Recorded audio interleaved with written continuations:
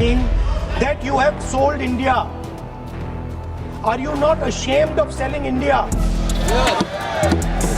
Do you have no shame of selling India? You have sold our mother, Bharat Mata. Do you have no shame? देश को गुमराह कर रहे हैं, सेना के मनोबल को गिरा रहे हैं और जितनी विरोधी शक्तियां हैं उनके साथ मिलकर भारत को टुकड़े टुकड़े कर देना चाहते हैं। उसके लिए मैंने एक सब्सटेंसिव मोशन जो है माननीय स्पीकर साहब को मूव किया है कि इस पर चर्चा हो और राहुल गांधी की सदस्यता खत्म हो और वो चुनाव लड़ने के लिए जिंदगी। संसद का बजट सत्र, सदन में गूंजती आवाज और एक वाक्य जिसने पूरे देश की राजनीति में तूफान ला दिया। क्या आपको शर्म नहीं आती? आपने भारत माता को बेच दिया। नेता प्रतिपक्ष राहुल गांधी के इस बयान ने लोकसभा के भीतर ऐसा बवाल खड़ा किया कि मामला सिर्फ नारेबाजी या विरोध तक सीमित नहीं रहा। अब ये लड़ाई सीधे उनकी सांसद सदस्यता पर आ टिकी है। बीजेपी ने इसे देश की अस्मिता पर हमला बताया है, जबकि कांग्रेस इसे किसानों और मजदूरों की आवाज बता रही है। आखिर क्या है पूरा मामला? कैसे एक बयान ने संसद की दीवारों को हिला दिया? आइए विस्तार से समझते हैं। बजट सत्र के दौरान राहुल गांधी ने भारत अमेरिका ट्रेड डील पर सरकार को घेरते हुए बेहद तीखा हमला बोला। उन्होंने आरोप लगाया कि सरकार ने इस डील के जरिए देश के हितों से समझौता किया है और कहा है कि आपने भारत माता को बेच दिया। बस यहीं से सियासी संग्राम शुरू हो गया। सत्ता पक्ष के सांसदों ने इसे राष्ट्र का अपमान बताया। हंगामा इतना बढ़ा कि सदन की कार्यवाही भी प्रभावित हुई। बीजेपी सांसदों ने राहुल गांधी से माफी की मांग की, लेकिन बात यही नहीं रुकी। बीजेपी सांसद निशिकांत दुबे ने लोकसभा स्पीकर के सामने एक सब्सटेंटिव मोशन पेश कर दिया। उन्होंने आरोप लगाया कि राहुल गांधी विदेशी ताकतों के इशारों पर देश को गुमराह कर रहे हैं। उनके मुताबिक ये बयान सिर्फ राजनीतिक आलोचना नहीं बल्कि राष्ट्र विरोधी सोच का संकेत है। दुबे की दो बड़ी मांगे हैं। राहुल गांधी की लोकसभा सदस्यता तत्काल समाप्त कर दी जाए और उन्हें आजीवन चुनाव लड़ने से ही प्रतिबंधित कर दिया जाए। दुबे ने यहाँ तक आरोप लगाया कि राहुल गांधी विदेशी संस्थाओं और ताकतों के साथ मिलकर देश को कमजोर करने की कोशिश कर रहे हैं। ये संसद के इतिहास में एक बेहद सख्त राजनीतिक हमला माना जा रहा है। क्या होता है सब्सटेंटिव मोशन? तो जानिए कि दरअसल ये एक संसद का औपचारिक प्रस्ताव होता है। अगर किसी सांसद के बयान या आचरण को गंभीर कदाचार माना जाए तो इस मोशन के जरिए उस पर चर्चा और सख्त कार्रवाई की मांग की जा सकती है। लेकिन अंतिम फैसला लोकसभा स्पीकर के हाथ में होता है। वे चाहे तो प्रस्ताव स्वीकार करें या खारिज करें। इसलिए अब सबकी नजरें स्पीकर पर टिकी हैं। जब मीडिया ने उनसे इस मोशन पर सवाल किया तो राहुल गांधी ने तंज कसते हुए कहा, ये लोग आपको कीवर्ड्स देते रहते हैं क्या? उनका रुख साफ है, वे अपने बयान से पीछे हटने के मूड में नहीं दिख रहे हैं। राहुल गांधी के समर्थन में पूरी कांग्रेस उतर आई है। कांग्रेस सांसद प्रियंका गांधी वाड्रा ने बीजेपी पर तीखा हमला बोला। कहा कि ट्रेड डील किसानों और मजदूरों के खिलाफ और राहुल गांधी देश हित में बोल रहे हैं। प्रियंका ने साफ कहा कि चाहे कितने भी एफआईआर दर्ज करवा लो, चाहे कितने भी नोटिस भेज दो, राहुल गांधी पर इसका कोई असर नहीं पड़ेगा। उन्होंने लेबर कोड और किसानों के मुद्दे उठाते हुए सरकार पर विश्वासघात का आरोप लगाया। सरकार की ओर से भी जोरदार जवाब आया। केंद्रीय मंत्री किरण रिजिजू ने कहा कि आज तक कोई माइका लाल पैदा नहीं हुआ जो भारत को खरीद सके। वहीं वित्त मंत्री निर्मला सीतारमण ने कांग्रेस पर पलटवार करते हुए 2013 के WTO एग्रीमेंट की याद दिलाई। उन्होंने पूछा कि उस समय कांग्रेस सरकार ने जो समझौते किए, क्या वो देश की अस्मिता गिरवी रखना नहीं था? बीजेपी सांसद जगदम्बिका पाल ने भी कहा कि नेता प्रतिपक्ष को अपनी भाषा की मर्यादा का ध्यान रखना चाहिए। उनका तर्क है कि जब देश दुनिया की चौथी सबसे बड़ी अर्थव्यवस्था बन गया है, 7% से ज्यादा ग्रोथ रेट हासिल कर रहा है, महंगाई नियंत्रित है, तब भारत माता बिक गई जैसे आरोप तथ्यों से परे हैं। सत्ता पक्ष लगातार आर्थिक आंकड़े गिनवा रहा है। भारत दुनिया की चौथी सबसे बड़ी अर्थव्यवस्था, कोविड के बाद तेज रिकवरी, फिस्कल डेफिसिट में कमी, महंगाई दर में गिरावट। सरकार का दावा है कि ऐसे समय में देश को बेचने का आरोप लगाना जनता को गुमराह करने जैसा है। ये मामला अब सिर्फ संसद के भीतर बहस का नहीं रहा, सोशल मीडिया पर भी दो खेमे बन गए। एक पक्ष कह रहा है कि राहुल गांधी ने किसानों और मजदूरों की आवाज उठाई है और दूसरा पक्ष कह रहा है कि राष्ट्र की अस्मिता का अपमान है। राजनीतिक विश्लेषकों के मुताबिक ये मुद्दा आने वाले चुनावों में बड़ा नैरेटिव बनेगा। तकनीकी तौर पर देखा जाए तो सब्सटेंटिव मोशन स्वीकार होना आसान नहीं है। स्पीकर को ठोस आधार चाहिए। संसद की परंपराओं और संवैधानिक मर्यादाओं को ध्यान में रखा जाता है। लेकिन अगर प्रस्ताव स्वीकार होता है और गंभीर कार्रवाई की सिफारिश होती है तो फिर ये एक ऐतिहासिक कदम होगा।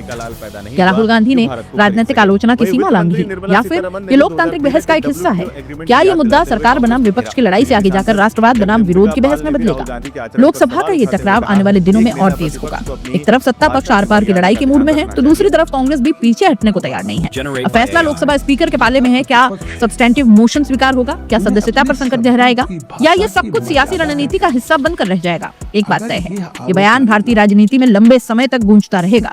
संसद के गलियारों में अभी सन्नाटा नहीं बल्कि तूफान की आहट है। मैंने आज लोकसभा में जो है एक सब्सटेंसिव मोशन जो है मूव किया है राहुल गांधी जी के खिलाफ कि वो देश को तोड़ने वाली साजिशों के साथ, सोरोस के साथ, USAID के साथ, फोर्ड फाउंडेशन के साथ किस तरह से मिलकर देश को गुमराह कर रहे हैं, सेना के मनोबल को गिरा रहे हैं और जितनी विरोधी शक्तियां हैं उनके साथ मिलकर भारत को टुकड़े टुकड़े कर देना चाहते हैं, उसके लिए मैंने एक सब्सटेंसिव मोशन जो है माननीय स्पीकर साहब को मूव किया है कि इस पर चर्चा हो और राहुल गांधी की सदस्यता खत्म हो और वो चुनाव लड़ने के लिए जिंदगी भर के लिए डिबार्ड हो। सर, जैसे राहुल गांधी कह रहे थे कि भारत माता को बेच दिया है मोदी। मैंने कहा ना कि मैंने सारी चर्चा की है। मोशन जो है मैं स्पीकर साहब से ये रिक्वेस्ट करूंगा कि वो मेरे मोशन को एक्सेप्ट करें। कर रहे हैं एकदम गलत हाथों के साथ, पूरी तरह से विश्वासघात है। इन्होंने जिस तरह की ये ट्रेड डील साइन की है, इससे किसानों का बहुत नुकसान होने जा रहा है। किसान समझ रहे हैं। आज सारे लेबर यूनियन भी स्ट्राइक पे हैं। हम पूरी तरह से उन्हें सपोर्ट कर रहे हैं क्योंकि इनका जो लेबर कोड है उससे लेबर का नुकसान होगा। तो मतलब ये देश के लिए काम कर रहे हैं, किसी और के लिए। नोटिस लाने की बात कर रहे हैं राहुल जी के खिलाफ।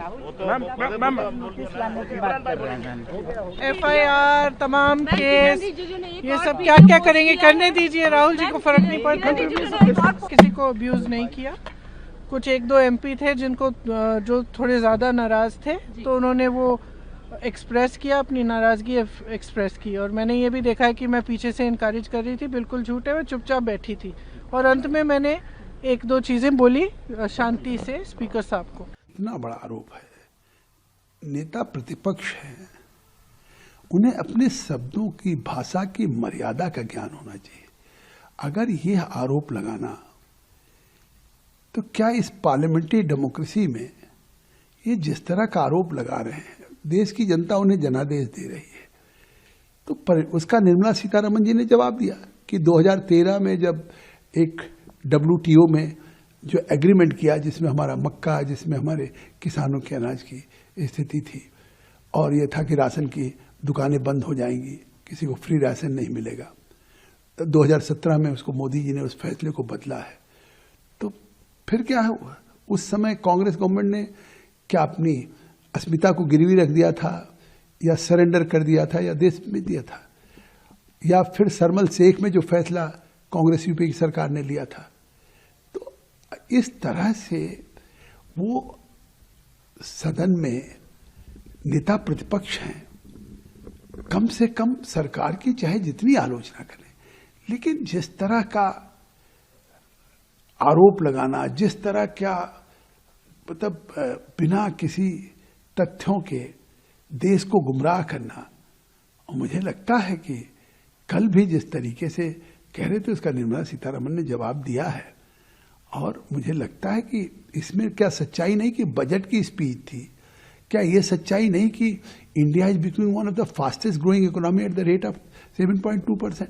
फिस्कल डेफिसिट 4.3% हुआ, जो मतलब इन्फ्लेशन 10% से ऊपर रहता था, डबल डिजिट में, आज 1.7%। महंगाई कम हुई है, दुनिया में चौथी अर्थव्यवस्था बन चुकी है। ये सच्चाई को अगर वो किसी सबूत के आधार पे कहे नहीं ये नहीं है उपलब्धियां, तो इस पे कह नहीं सकते।